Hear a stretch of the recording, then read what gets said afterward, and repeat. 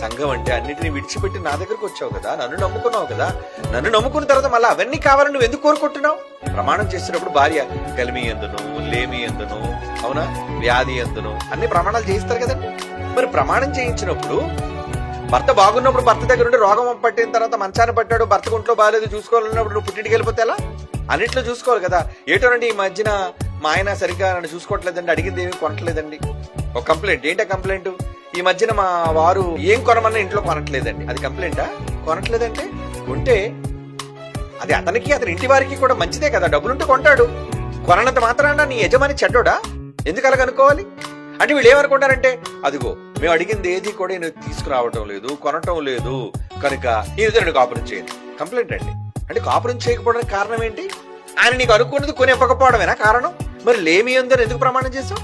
కలిమి ఎందు ఓకే, లేమి అంటే ఏంటి? అక్కడ ఏమి భర్త దగ్గర లేనప్పుడు కూడా నువ్వు ఆయనకి సహకారిగా ఉండాలి గాని, నాకు ఇది కొనట్లేదు, అది కొనట్లేదు, ఇల్లు కొనలేదు, లేదా స్థలం కొనలేదు, పొలం కొనలేదు, బంగారం కొనలేదు, బట్టలు కొనలేదు అని కారణాలు చూపిస్తావా? ఇది కారణమేనా విడిపోవడానికి? ఇలాంటి లేరంటారా? ఏమమ్మా ఎందుకు నీ భర్తతో నీ సఖ్యత లేదు? ఏటోనండి ఈ మధ్య అసలు బుద్ధిగా మమ్మల్ని పట్టించుకోవడం మానేశారండి, పిల్లలు కానీ ఇంటిని కానీ పట్టించుకోవడం మానేశారండి, డబ్బులు ఏం చేస్తున్నాడో తెలియదండి అని సరే అర్థం చేసుకోవడానికి ప్రయత్నించు. నిజంగా ఉండి ఇవ్వట్లేదా, లేదంటే లేమిలో ఉండి కొనలేక